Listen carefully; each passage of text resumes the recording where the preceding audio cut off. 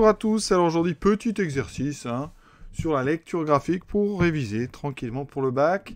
Ici je vous donne une courbe, c'est la courbe. Alors toujours quand on voit une courbe dans un sujet, vraiment il faut lire avec attention de quelle courbe il s'agit. Ici il s'agit de la courbe donc de la fonction f. Ça n'est pas f', ça n'est pas f seconde qu'on vous donne, c'est tout de suite f. Important, donc ça c'est la courbe de f. Et on est sur intervalle 1, 7. Effectivement, vous voyez la courbe commence ici. Elle finit en x égale 7. On vous donne une droite T qui est tangente à cette courbe au point A, coordonnée 3, 3.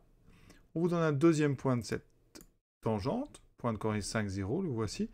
Et on vous dit, info très importante, le point A est l'unique point d'inflexion de la courbe C. 3 questions, à chaque fois il faut trouver quelle est, parmi les 4 propositions, celle qui est vraie. Alors il faut bien comprendre qu'il y a en terminale 3 fonctions f, f', f seconde. F donne des informations de position. Par exemple, le point A, ici, qui a pour coordonnées donc 3, 3, ça vous dit eh bien, que l'image de 3, c'est 3. F de 3 égale 3. Vous avez un deuxième point qui a été donné, je vais l'appeler le point B. Il a pour coordonnées 5, 0.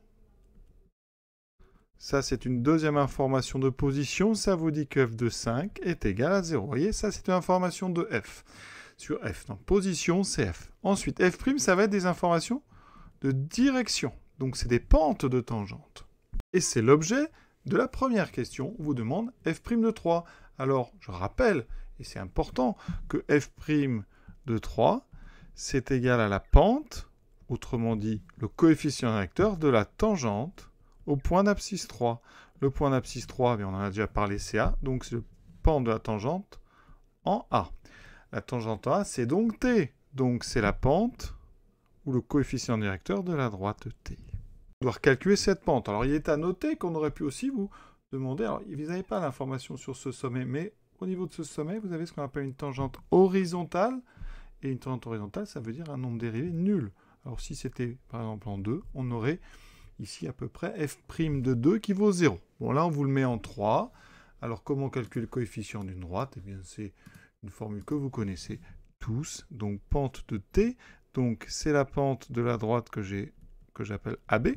D'accord? C'est donc YA moins YB sur XA moins XB.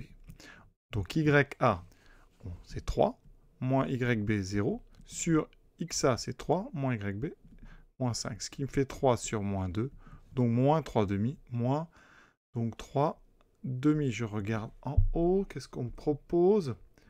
Eh bien ici, c'est donc la réponse D. Alors on peut aussi vérifier ça graphiquement. Ici, quand on veut le coefficient directeur d'une droite, on se place sur un point qui tombe juste ici, par exemple le point A. On avance d'une unité et on redescend pour retomber sur la droite. Alors ici, ça tombe pas juste. Donc, on va avancer de 2 unités. Donc, ici 2. Et on doit, pour revenir sur la droite, descendre de 3 unités. Eh bien, le coefficient directeur, ici, il sera négatif parce qu'on descend. C'est la différence des y sur la différence des x. Voilà pourquoi on trouvera donc moins 3 sur 2. Moins 3 sur 2. Autrement dit, si quand on avance de 2, on descend de 3, ben quand on avance de 1, c'est la proportionnalité. On descend de moins 1,5, c'est-à-dire moins 3 demi.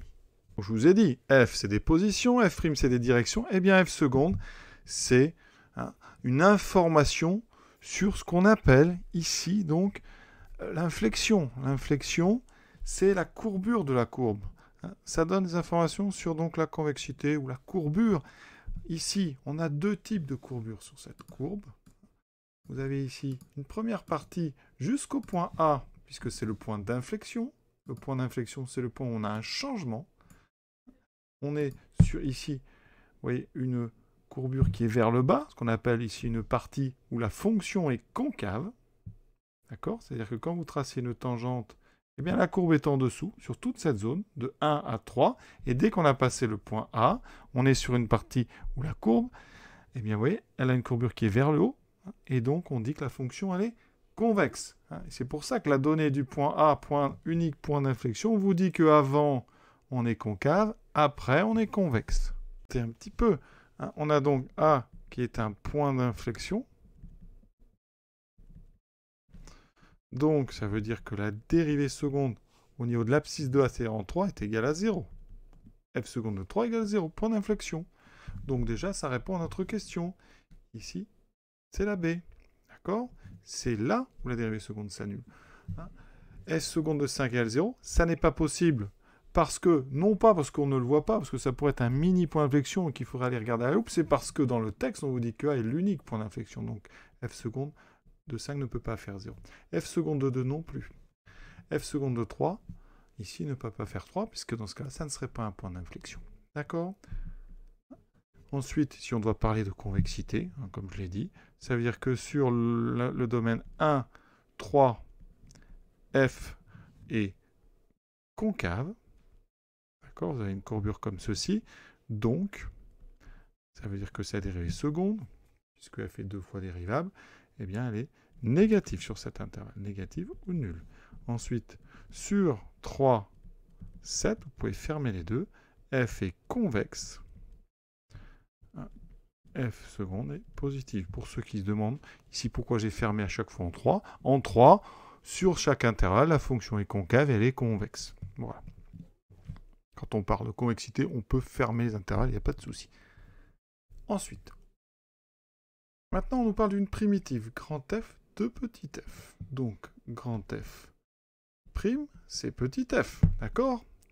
Donc, si vous voulez les variations de grand F, il faut le signe de sa dérive, c'est-à-dire petit f. Or, ici, sur 1, 7, on peut faire le tableau de signes de f, hein, d'accord, f de x.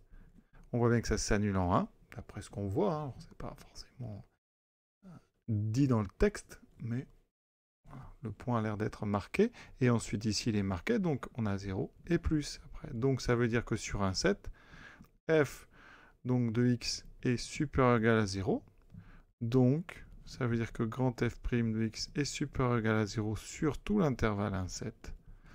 Donc, la fonction grand f, elle est croissante sur 1, 7. Donc, pour avoir les variations d'une primitive, il faut juste le signe de votre fonction.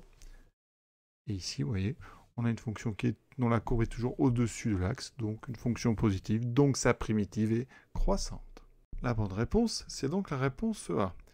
Alors, elle n'est pas décroissante, hein, sinon f serait négative. Le signe de la primitive, une primitive, on ne peut pas trouver son signe à partir de la fonction, parce que vous pouvez, quand on dit toute primitive, on peut rajouter n'importe quelle constante. Donc si vous rajoutez par exemple plus 10 milliards, vous allez à un moment, de toute façon, si vous rajoutez un nombre assez grand, vous allez à un moment rendre la primitive forcément toujours positive. Et si vous enlevez 1 milliard, vous aurez une primitive toujours négative. Donc le signe de la primitive n'est en aucun cas donné par la fonction, par les valeurs de petit f. D'accord? Donc tout ça, c'est une information qu'on ne peut pas avoir à partir de petit f. Le signe d'une primitive n'est pas donné à partir de petit f, c'est ces variations qui sont données à partir de petit f. Donc petit bilan. Alors, ici, le signe de f donne donc les variations de grand F. Le signe de f seconde donne les variations de petit f. D'accord? Le signe de f seconde donne les variations de f' qui elles-mêmes donnent la convexité, les informations sur la convexité. Vous voyez? Donc c'est important de faire le tri entre toutes ces différentes informations, d'où la nécessité, dès que vous aurez, si vous avez un sujet comme ça, le jour du bac, à bien regarder directement dans le texte quelle est la courbe dont il est question, donc vraiment à ne pas se tromper, parce que tout va dépendre de la courbe. Si on vous donne f ou on vous donne f', l'exercice est complètement différent. Donc faites bien attention. On va s'arrêter là. Petit exercice pour réviser tranquillement. Je vous souhaite une bonne soirée et à très bientôt.